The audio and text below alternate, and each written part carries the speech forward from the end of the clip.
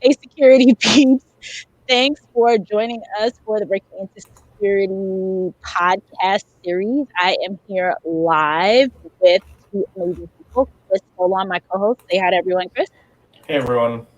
And the wonderful and amazing Shawn Thomas. Say hi to everyone, Shawn. Hey, everybody. So Shawn is on with us. He is one of the paranoids of Verizon Media, which is a group I've heard a ton about. So I definitely want to start picking his brain about that. He also is the host of the Detections podcast, where they talk about a ton of different things. So, Shawn, we usually jump in these special editions by finding out what your background is and how you got into security yourself. And then we start talking about what you do to bring other people into the industry. And I know you're doing a ton. So go for it. Sure. Sorry, that sounds great. So I have been in industry for about 10 years. I started fresh out of school with an associate's degree, got a job at a small managed service company in Pittsburgh, Pennsylvania. I was with them for about a year and a half, learned everything I felt I could, and kind of felt it was time to move on. A friend and colleague from there was doing some federal government work, which brought me to the DC, Maryland, Virginia area. So I came down here. I worked for one or two government agencies in their SOC before I transitioned off to the role of an engineer. However, that didn't last very long. Being a SIM engineer, I moved about 6 months into an IR consultant position based on some work that I did with the IR team, and they basically stole me from the team that I was on. I did that for a long, long time until I got an opportunity to move back over to the managed services side as a virtual CISO and then the director of threat assessment team. From there, I went on to another company as a manager / director at another managed service, where I ended up with the Paranoids as the head of their security operations center. Very awesome. And through that career progression, do you think that your entry into the field is the same as someone coming in today, or do you think that it's changed so much that new candidates need to take a new approach on things? I think that my approach could work for somebody, but it doesn't have to be the one that everybody has to take. There are so many different ways that you can get in. You can go get a degree and you can go that path. I know I've been held back a little bit for not getting my bachelor's degree, but I don't know that I'm ever going to. But you can also go to conferences and connections and do that kind of stuff. For me personally, if you build a fairly robust home lab and learn this stuff on your own, I'll give you a shot in an interview. I'm not really worried about traditional education when I hire. I don't know that that's everybody, but I know I don't care about the traditional education or certifications. I care about the knowledge that a person has. So however they get that, I'm cool with that. And in regards to that home lab, that I'm guessing you're looking for that curiosity, that drive outside of the certification or the schooling. What are some of the things that you look for in asking those types of questions? Genuinely, I'm looking for, like you said, the curiosity. The curiosity part is really important to me, but it's not the only part. The other part is a desire to understand. So there's different types of things that you can do. So there's a desire to know an answer, and then there's a desire to understand the answer. I genuinely look for people with a desire to understand the answer, not just know it. A lot of people get that when they do stuff on their own and when they set stuff up. They want to know why they got to that point. And that becomes really interesting and valuable. So if they don't have, I was going to say, if they don't have the experience, one of the questions from our guests is, if they don't already have that experience, how would you look for them to get that experience? So there's a couple different ways, and we touched a couple. So you can do the education and certification route. There's some that are really cheap. There's some that are not as cheap, but there's a lot of reading that you can do too. So if you have some idea of where you want to go or what you want to do, and full disclosure, I've been threat detection and response basically my entire life. So that's my experience is in that space. But you can read, you can look at stuff. If you're looking at home labs, like I would genuinely suggest things like Security Onion. You can set up your own Bro and or like Suricata Snort IDSs. You can do that on a Raspberry Pi. So like the cost is pretty low. And then just start looking at your own traffic and analyzing your own traffic. can go watch conference talks. I'm gonna self promote, which is something I don't super love, but I've done a couple on like introduction to malware analysis. There's a lot of other people who have done that topic really well too. That I'll walk through how to do file analysis and stuff on systems. Yeah. We were talking right before you joined in about the some of the interview questions that you tend to ask and getting to the right answer or getting to the answer. So talk to us when an entry level person is coming in and they're trying to study and be prepared for getting into an interview with someone like you. What are you looking for, and how are you assessing what they know and their knowledge, and what would make you bring them on your team? Sure. So probably the first thing is that my interviews don't really change from entry level to not. So I largely interview for an intern spot the same way I interview for a senior analyst spot. I ask the same kinds of questions, often the same questions. It's just how far deep down that rabbit hole I dig. Um, Base is kind of where their level is when they come in. The other caveat, and it's important that I say this is a caveat, this is how I work, not how everybody works. I don't ask memorization questions. So, we deal with phishing a lot. Something like 90 some odd percent of breaches come from phishing emails. So I'll ask questions like, if I slide an email in front of you and I say, I think this is suspicious, how do you look at it? What do you do? What do you look for? And then we'll follow that trend. And if they talk about links, they'll say, well, how do you look at that link? Do you click that link? Where do you go from there? What's the next step? What's the next step? And we'll dig until we get to a point where somebody doesn't know the next answer. So Interview tip for everybody. If you don't know, that is fine. But I will gain a lot of respect for you if you ask, because that will show me a certain level of curiosity if you ask for an answer. right. And we talked about this a little bit. You're trying to understand the process. I was telling Shawn earlier that back in the day when I had my math teacher, a favorite teacher of mine, when he would give you partial credit. So we're working through a math problem, you get to the end and the answer is wrong, but you get a lot of credit for all of the work that you did to get to the end. So Shawn and I were talking a little bit about the process, like what the steps that you need to take to get to whatever it is that you're trying to solve. So Exactly. And then when you're looking for new individuals that might not have that experience, how do you look for them to demonstrate that on a resume, so to make them stand out from the crowd if they don't have that title, that job title that shows that they might have that experience?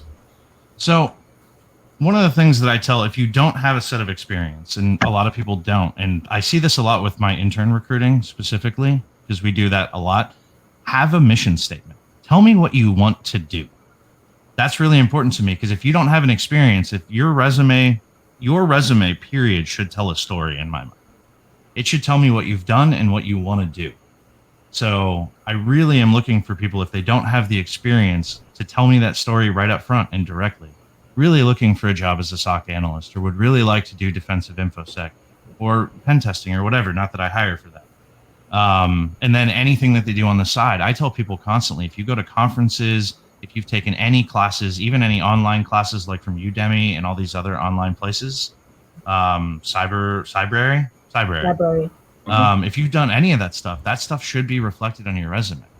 Not only does that show that you're spending your own time doing this stuff, it's also showing that you're coming from a place where, like, this is experience for you. I count that as experience. Your home lab, if you don't have a healthy amount of personal experience or work experience, put your home lab on your resume too, and the types of projects that you do at home. Yeah. I know you also talked about passion, which all kind of it buttons this whole thing up. Mm-hmm. And there are multiple types. So I don't ever want to give the opinion that for me to hire somebody, they have to be, a 24/7, or they have to work nonstop, or they have to go home and only do this. I don't do that anymore. I do probably way more than I should, but I don't do that anymore. It's just about putting in the time. So if you don't have the experience, or a way to get the experience in your 9 to 5, you're putting in a little bit more time. It doesn't mean you can't have a personal life, though. And I think we often kind of over expect people to not have a personal life, especially when they're starting out. I don't know that that's fair for every candidate. Right. It's just about making sure that you gain the set of skills and understanding that you want. and how you do it. And I'll give a plug to one of the other things that I'm involved in. If you're interested in the blue team side, there's a group called Security Blue Team that's building training right now. I'm actually one of the academic advisors for that certification, relatively inexpensive certification. And they have an even cheaper one called Chimera, which is a really good entry point into like the basics of phishing and digital forensics and so on and so forth. Okay. Hopefully it's okay to give a shout out like that. Oh yeah, absolutely. I mean, we Thank always you. ask our guests for like the types of resources that either they use themselves or they recommend, because most of the individuals looking at this podcast are looking for exactly that. You're looking for actionable tips and tricks that they can use to alter their search, their career, their progression. And that's what, especially from special editions like yourself, we're looking for you as a hiring manager, what you want to see the next generation of candidates have so that you can help hire them. Sure. I would really hope I recommend them since I'm helping develop the content. Cool. We got a couple of questions that came in here. David DePonzio wants to know, what kind of a home lab? Are you talking about a Kali VM with some vulnerability VMs? That's one of his questions. So it ultimately depends on what it is that you want to do. I do have a Kali box, but I don't genuinely do attack simulation. That's for CTFs and stuff when I'm at cons. I have a laptop that has Ubuntu 14.04 and Remnux, which is a malware analysis distro on it. I have a Windows VM on that so that I can test stuff in a Cuckoo Sandbox, which is a free and open source tool. I also have a full Ubiquity stack, but I didn't used to. I used to have just an IDS and stuff that from a little fanless box that I built. So it really depends on what you want your focus to be in and kind of how you build that to find the tools that are beneficial for you. On the defensive side, SANS has some really great VMs that are built. FireEye has the Flare VM for malware analysis. Remnux exists from a malware analysis perspective. You can do, I can't remember the SANS one off the top of my head. I can't remember it off the top of my head. There's a new one that I just found out about called Tessaragi, which is kind of cool. It's another malware box. It's a little bit newer than Remnux, and I've been meaning to play with it. But even a Raspberry Pi with like an IDS is enough to get you involved in like looking at network alerts and things like that. So kind of custom tune that to the type of job that you want to do. Right. And then Henry says, with no on-the-job experience, but with lab experience, what do you want to see on the resume? Will you really reach out versus the one who has a limited experience? So I'm thinking that he means, you put the lab on there. What differentiates, so I'll add to that question, what differentiates resumes for you? If you just said that when you post, you get 150 people applying. How does a person really make their resume stand out? The mission statement. If I'm going to bring in somebody with limited experience, ultimately I'm going to look for somebody who wants to do the work that we're doing. So I'm not just looking for somebody who says, I really want to work in security.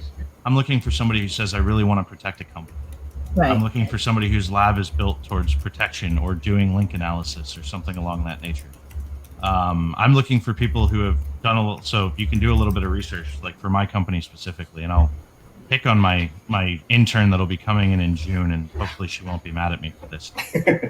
She got the internship, and I mean, she's like ex-Olympic horseback rider. Like when you're at college, not a lot of general security experience, but she went out, she watched my conference talks, listened to the podcast, and then found the open source software that we create for network capture, which is called Moloch. She installed Moloch over the weekend, watched the stuff that I did to kind of figure out how to build her lab and figure out what things I would be important to me.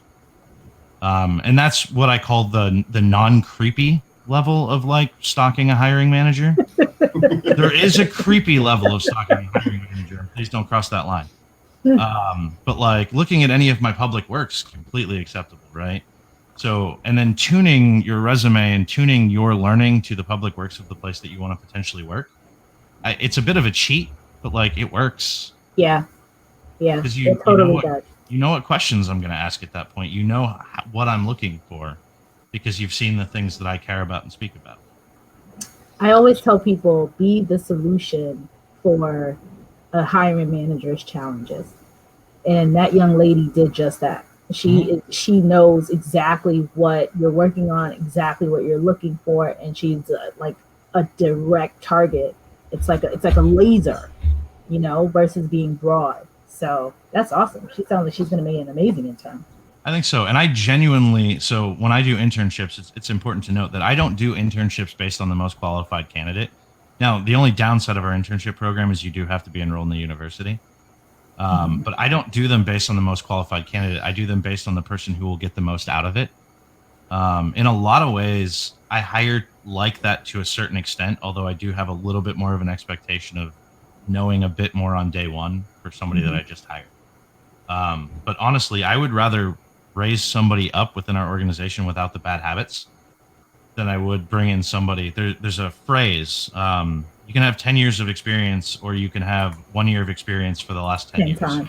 Right. And we find a lot that have 1 year of experience for the last 10 years. And those are a lot of bad habits to break. So I tend to bring in relatively entry-level candidates even when I'm full-time hiring, because I think they just, there's more interest. There's less bad habits to break. And as long as I see that curiosity and they think through problems rather than just wanting answers, right? Like that's what I look for. So you mentioned what you look for when the resume gets to you, but how does the resume get to you if, say, the organization is using an applicant tracking system or there's recruiters that are screening? So how do you get past the gatekeepers? So I am super controlling about my hiring process.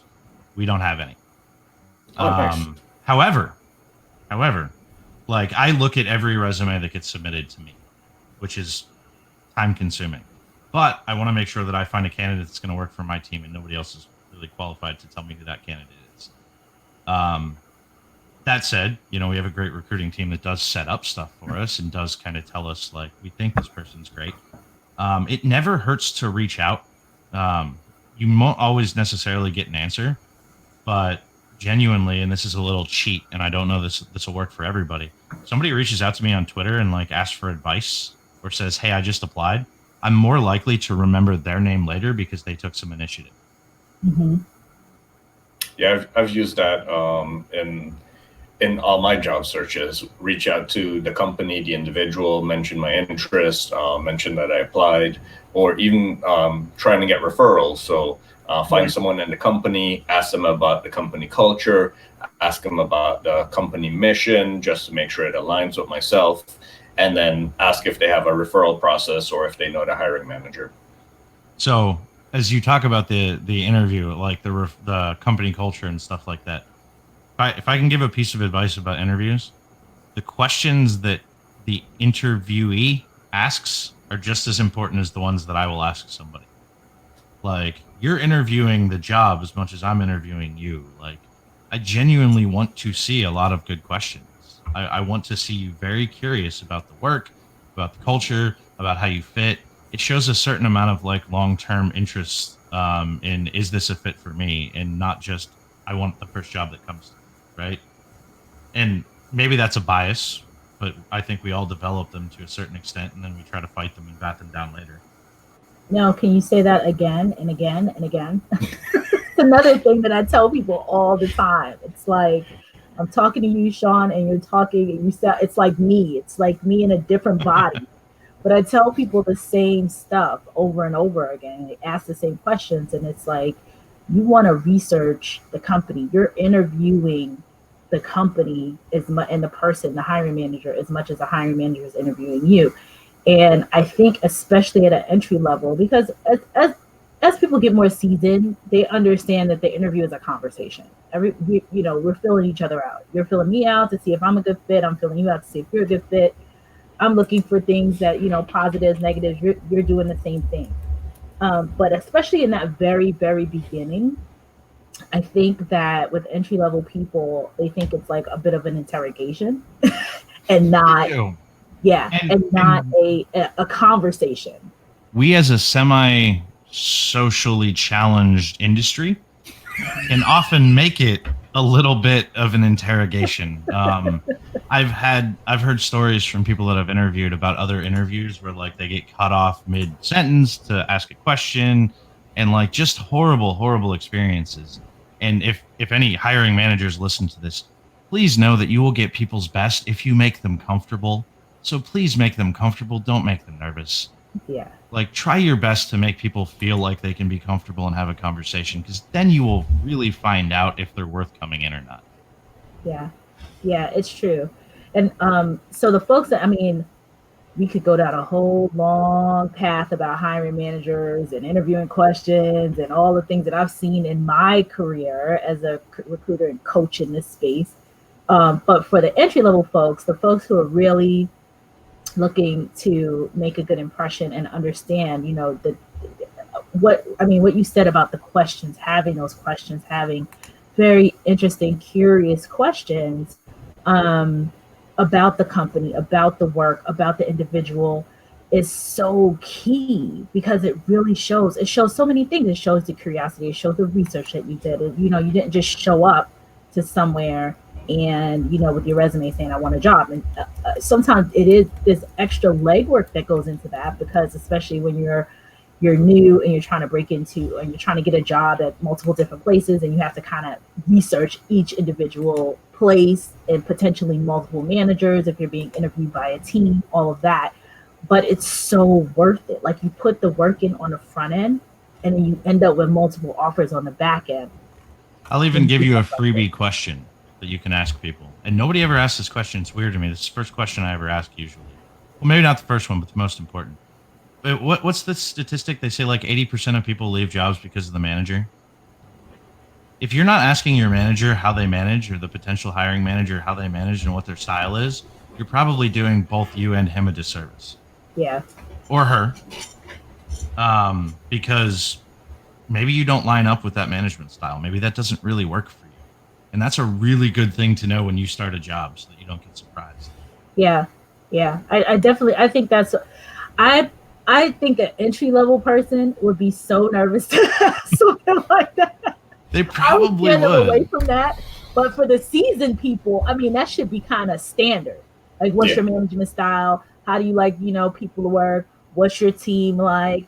You really are trying to get a feel for what is going on inside that organization. Why is the position open? That's like my first question. What happened to the last guy or girl? You know, what's going on? Your Glassdoor reviews have some bad things said. What does that mean?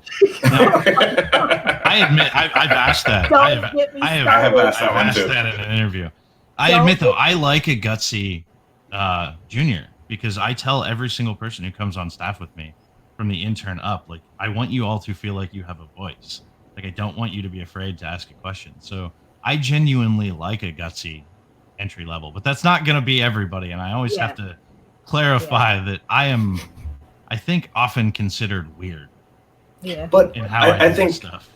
I think if you're outgoing to that point, right, and you're interviewing the company as well as they're interviewing you, if that's your style, you really want to find a company with that style, because if you have to restrain yourself all the time to fit into that company culture, you're not going to be happy in the long run.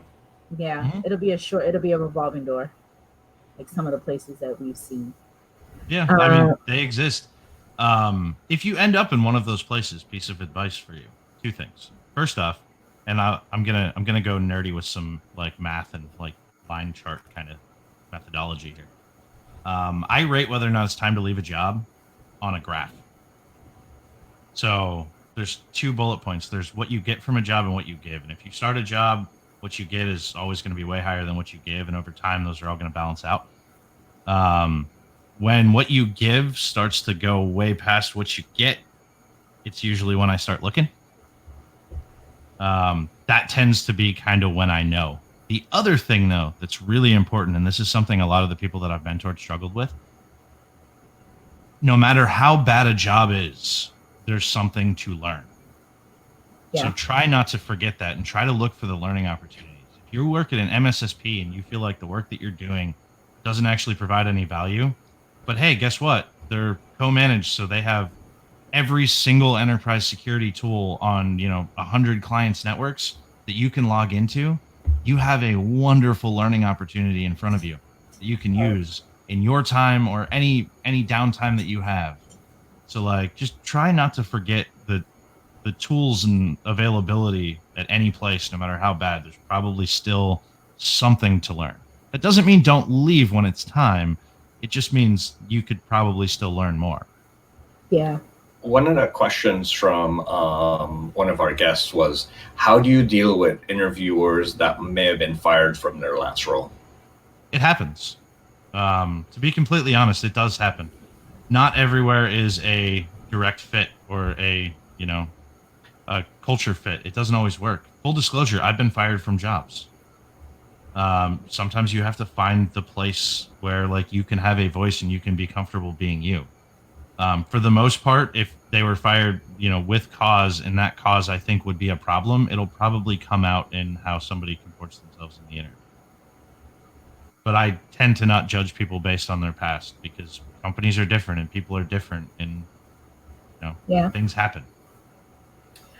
Theodore Johansson says, so turning your resume for said company and said position, turning your resume into that, isn't that what personal letters are for? Or is it best to do both? You can do it in a personal letter. I don't know that I ever really fully read them, though. Yeah. Hiring managers tend to scan. So we were talking, I get 70 to 150 applicants to a job. I tend to scan. So if anybody's familiar with newspaper terminology, above the fold, I'm going to look at the first half of the first page, and I'm going to probably make a decision based on that as to whether or not I want to continue reading. So your most important information should be there, that first half of the fold. A page that kind of goes into your history in like storybook format is really interesting if I'm really interested in you, but not necessarily something that I have time to read right up front. Yeah. And I hope that doesn't sound cold. I'm trying to be as candid and honest as I can. You know what? You're being completely honest. Like, I say it from a recruiting perspective, but sometimes they don't believe me. They need to hear it directly from the person who's reading it. So I tell people all that. So depending on the company, and when you're in these big enterprise organizations, cover letters are typically hardly ever read. Like, it gets separated from the actual resume. So when a recruiter or recruiters don't read them at all, period.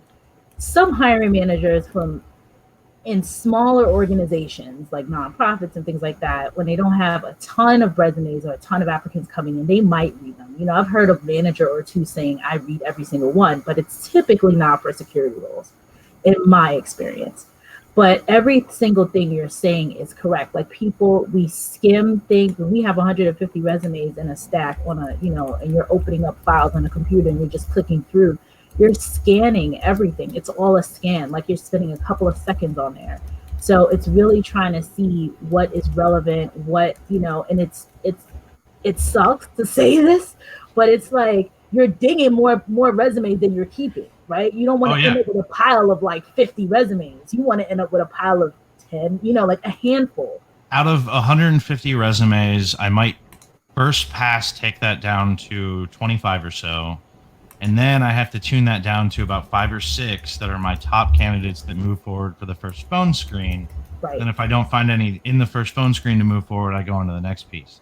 So you're basically paring down. So you're taking the broadest view possible, and then you're paring down, which is why I say, like, that first half of the fold is what gets you past that first piece, half of that first page. So I'm not looking for a book about what you want to do, but a couple paragraphs of very interested in defensive security operations. I have set up a home lab to do it. Then the home lab is later. I can check that later. Awesome. No, go ahead. I also tell people all the time, because since resume is a big topic, when you're entry level, or if you have less than 5 years experience, your resume should be 1 page, period. It should. And then because the second page is like, you have 5 years experience or less. Secondly, should never go higher than 2. In my personal opinion. That's a different conversation for a different day. Now, you can have a technically detailed resume that you take to interviews that is much longer, like your full technical history. Right. And the CVs and the government stuff is separate, because they ask for like the whole world. Mm-hmm. So when we're talking about just, corporations, Fortune 500, Fortune 1000 companies, and other non-government entities, The resume, if it's 5 years or less, one page. Everybody else 2 pages, and that's it. And then that top part, what makes me laugh about people a lot is they will put their name will be like huge. Their name will take up so much space, and I always shrink it down. I was like, I mean, I know you love yourself. Like Renee's small, big and bold on the top. Like we know who you are. We want we don't take up a whole ton of space with like your name and your address. I mean, it should just be like name, email, phone number, the way to contact you, and then jump directly into what Shawn talks about with that targeted mission statement, and then your experience. Like boom, immediately. Not a whole lot of other stuff floating around up there that isn't relevant for the job or isn't like speaking to the job, speaking to the manager. So you can totally wow factor for about $20 with a resume template. Like I have bought one and I have used this for a long time. However, it's not a visual resume. Like I don't do the visual ones as much, but it is like columned out. So I have my job experience on one side, and then on the other side, I have like some notes. So like my contact information's in one piece, speaking engagements that I've done is in another piece, my education's in a piece. So like it's all logically laid out with some bullet points of like my leadership skills and my technical skills. yeah. I never ever put, if you're working a job currently, I never put the name of the tool that I used on the job either on my LinkedIn or on my resume, by the way. Yeah. Offset concern, like somebody gets a hold of your resume, they know what tooling the company has. Right. We are security workers. I do have a little thing at the bottom called technology that just has comma delimited every tool name so that you show up in the searches that I use. The one that I send directly to hiring managers doesn't say technology, it says buzzwords, because that's the one that recruiters pick out. Yeah, totally. So Derek Smith said there's some great commentary on this one. Duncan McGallen is making a ton of great comments here. Derek Smith says, love it. You can learn from everything you do if you see the worth in it. And I think that's when you made your point about being in the MSSP in a rough situation, and you can learn from that. Cody says, Shawn sounds like someone I'd really love to work for. Sounds like Thanks. Versus just a good manager. I agree 100%. I would have loved to work in your team. Duncan wants to know, is there any value in cover letters? So we just talked about that a little bit, but you said you don't really get to read them much, right? No, yeah. I don't. Yeah.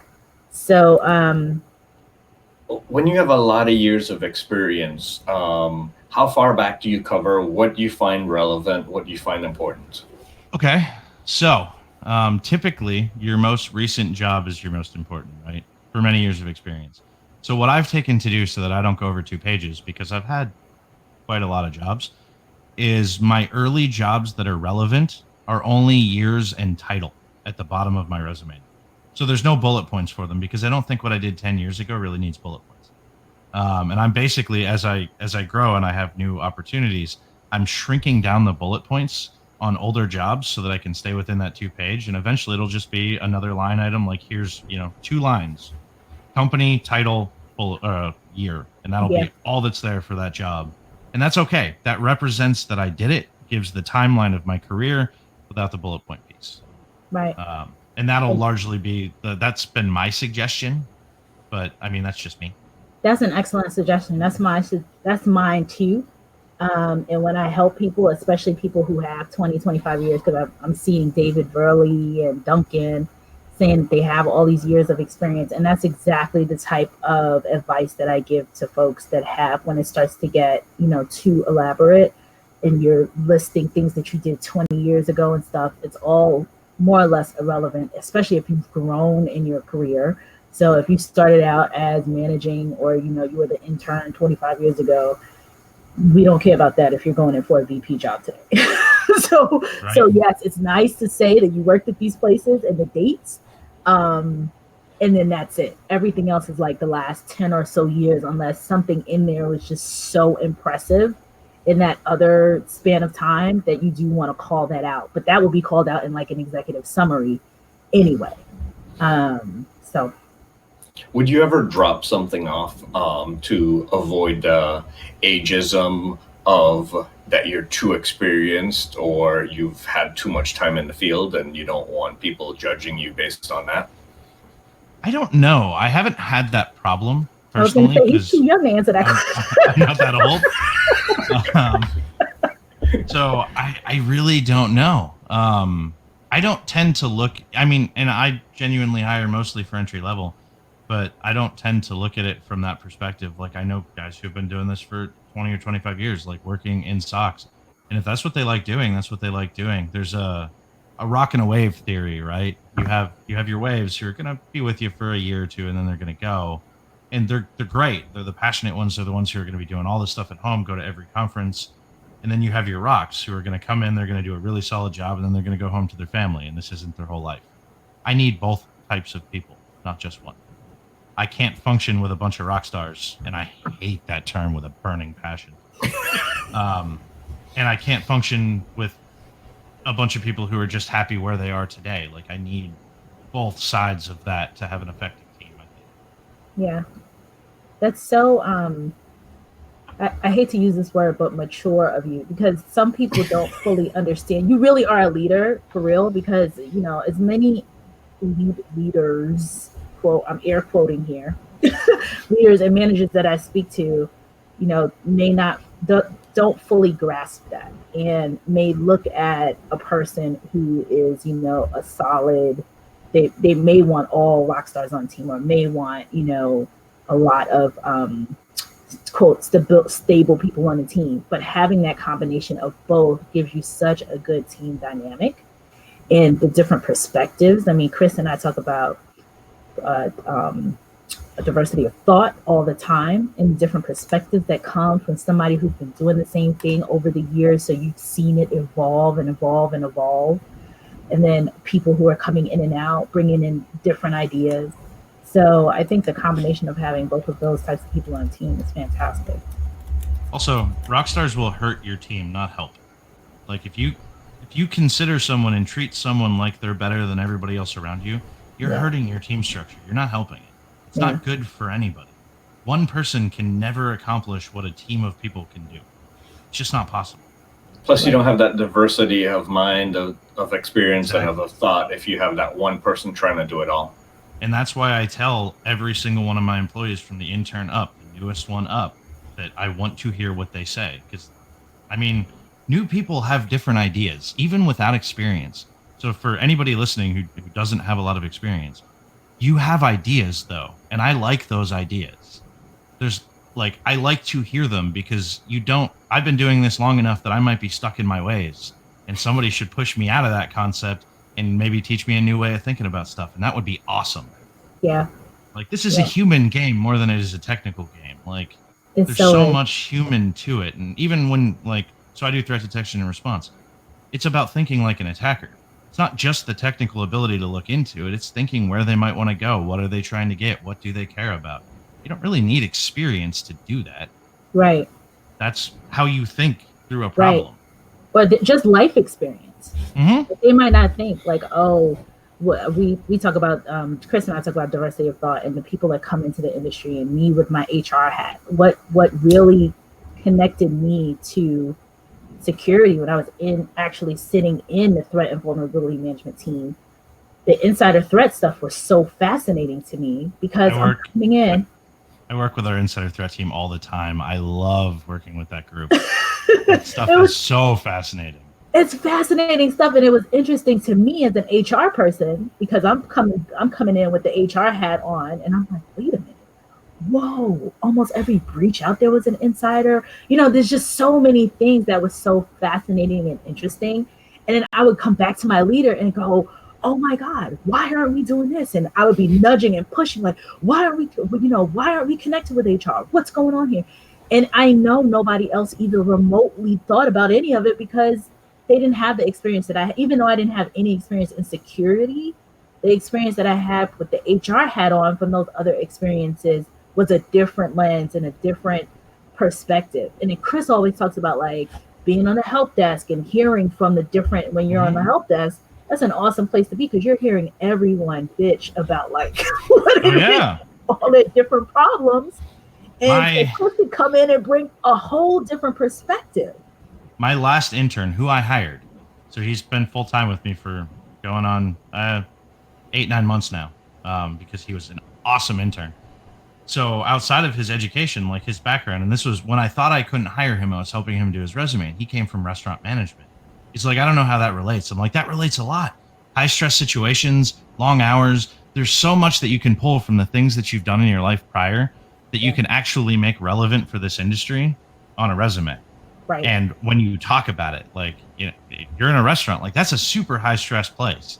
Yeah. Like what we do is relatively high stress. Use that, pull on it, use that experience, like pull from your life, not just your technical side.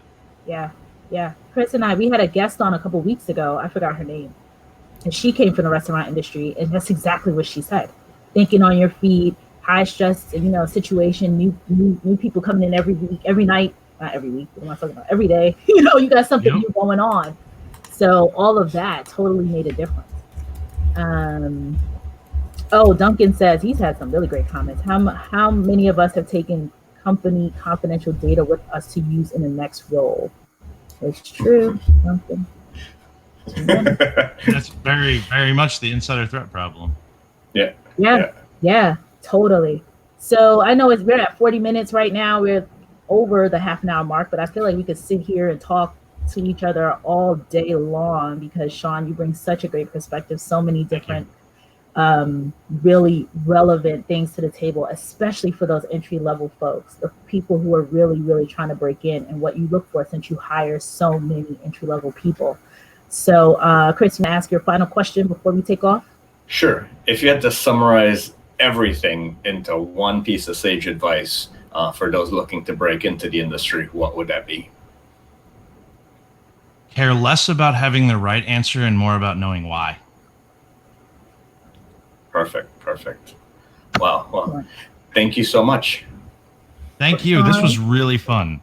Yeah, this was fun. We have to have you back. Thank you again. Thank you, everyone. All the comments that came through were awesome. This is such an great, engaged group of security peeps that we have out here. So everyone, we look forward to seeing you later on this week on the Breaking Cybersecurity podcast. Take care, everybody. Thanks, everyone. Bye. Bye.